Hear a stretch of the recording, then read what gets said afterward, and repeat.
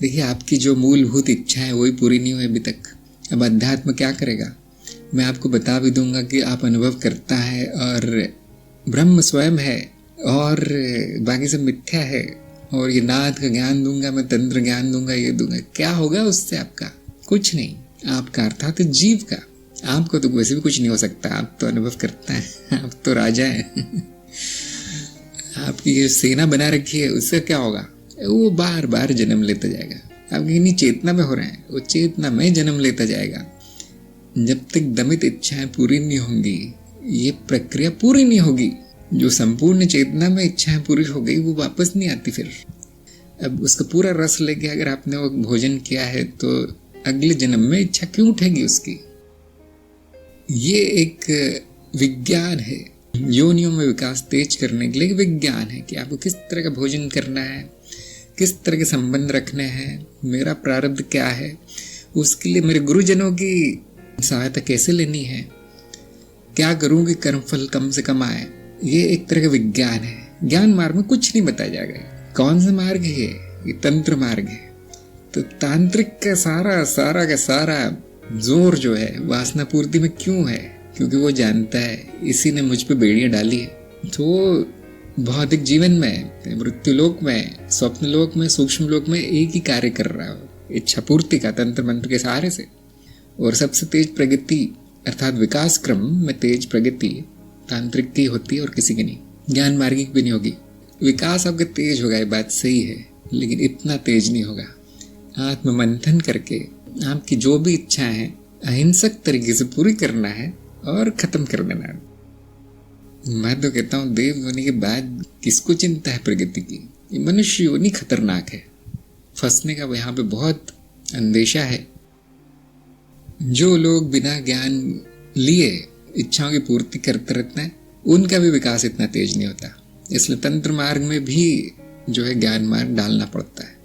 और ज्ञान मार्ग में अगर आपने तंत्र मार्ग डाल दिया तो क्या होगा? ज्ञान भी होगा, सहज समाधि ब्रह्म अवस्था में आप रहेंगे, लेकिन जीव भी प्रगति कर जाएगा। देव योनि में पहुंचा के फिर कुछ करना नहीं होता। कारण शरीर भी आलसी हो जाता है। अरे मैं देव योनि में आगे अब क्या करना है, भोग ही भोग है।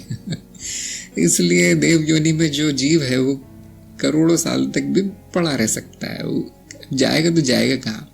और गुरु भी यही बोलेंगे, तुम बस बैठो, अब आराम करो, तुम्हें क्या है, दुख तो है नहीं कोई, जानने को कुछ होता नहीं है, ज्ञान तो होता नहीं है, सब कुछ संपूर्ण है, पूर्ण है, सुंदर है, सत्यम शिवम सुंदरम, अब आराम करो।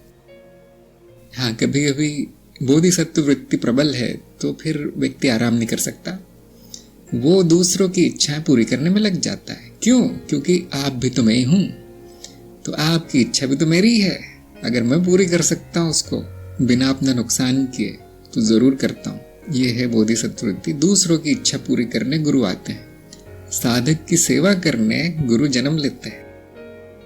आपको लग रहा होगा ये गुरु तो बस पीछे पड़ जाते हैं, ये करो वो करो वो करो, जबरदस्ती मुझसे साधना करवाते हैं, अनुशासन में रहने को बोलते हैं। ये किस तरह की सेवा है? यही तो सेवा है। आप ही ने तो कहा था कि मुझे ज्ञान चाहिए, आप ही ने कहा था मुझे प्रगति चाहिए। अब ये सेवा ही तो मिल रही है आपको। जैसे आप डॉक्टर के पास जाते हो कि मेरे पैर में दर्द है, डॉक्टर चेक करता है, हाँ हड्डी थोड़ी सी इधर की उधर हो गई है, अब वो बोलता लेट जाओ। नहीं डॉक्टर जी, आप मुझे आदेश मत दीजिए, मुझे पसंद नहीं आदेश लेना किसी। तुम घर जाओ, फिर मेरे पास क्यों आए हो? ये सेवा है मेरी, तो वो तो करना ही पड़ेगा। अच्छा, अब चाकू लाओ, पैर काटना है। नहीं वो नहीं हो रहा, वो नहीं हो सकता, मुझे दर्द ही पसंद है। अच्छा तो जाओ फिर।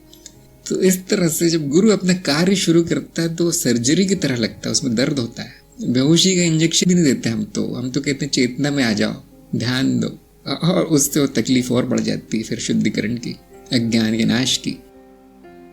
कुछ लोग इसी चीज के लिए बने हैं। हाँ कर दो आप, गुरु जी आप जो करना कर दो, बिल्कुल आपकी आज्ञा, सिर माथे पे। और उनको ज्यादा तकलीफ नहीं होती, वो 6 महीने, बस 6 महीने में उस पार लग जाते हैं। इसको हम कहते हैं समर्पण। जो समर्पित नहीं है वो झगड़ा कर रहा है गुरु से, प्रगति नहीं कर रहा। तो गुरु अगर आदेश भी देता है तो वो भी सेवा ही हो, नहीं तो क्यों देता? रहो वैसे ही, हमें क्या करना? अगर आप भी मैं ही हैं तो आप जिस भी हालत में मंजूर है। मुझे क्या करना? लेकिन नहीं, वहां से एक चीख पुकार उठती है कि मेरी सहायता कीजिए, और तब वो गुरु बैठ नहीं सकता और उसकी सेवा डंडे के रूप में दिखाई पड़ती है कभी कभी। ये मत खाना, वो मत खाना, ये क्या है? सेवा ही तो है आपकी। आपका शरीर सुधारा जा रहा है। ऐसा मत करना, वैसा मत करना, ये मत लेना किसी से, वो मत लेना, ये संबंध अच्छा नहीं, वो संबंध, ये आप ही की सेवा है। जो लोग नहीं चाहते सेवा, उनकी प्रगति नहीं होती। जो सोचते मैं खुद अपनी सेवा कर लूंगा, वो कुछ नहीं करते। तांत्रिक का है, सूक्ष्म लोक में ये, स्थूल में नहीं आता। वो कभी कभी आता है जब यहाँ इच्छा प्रकट होती कुछ उसकी, कि 1000 साल पहले मैंने किसी से वादा किया था, हाँ अब आ जाओ भाई मृत्युलोक में, बस। लेकिन अधिकतर सूक्ष्म में रहता, देव रूप में रहता है तांत्रिक, दिव्य रूप में। लेकिन क्यों पतन क्यों होता है, वापस क्यों आना पड़ता है मनुष्य या पशु योनि में? ज्ञान नहीं लिया, चेतना नहीं आई, सिर्फ बुद्धि तक ही सीमित रह गया, वो भी तंत्र वाली बुद्धि तक। उनको ये भी नहीं पता तंत्र कैसे काम करता है। देवी कृपा है बस, तब करके उसने देवी का क्या कहते हैं कृपा प्राप्त कर ली, या अपने से ऊंचे किसी जीव की कृपा प्राप्त कर ली। होंगे कोई गुरु बहुत अच्छे संबंध होंगे उनके कई जन्मों के, तो गुरु ने खींच लिया आप देव योनि में, लेकिन वो ठहरता नहीं है वहां।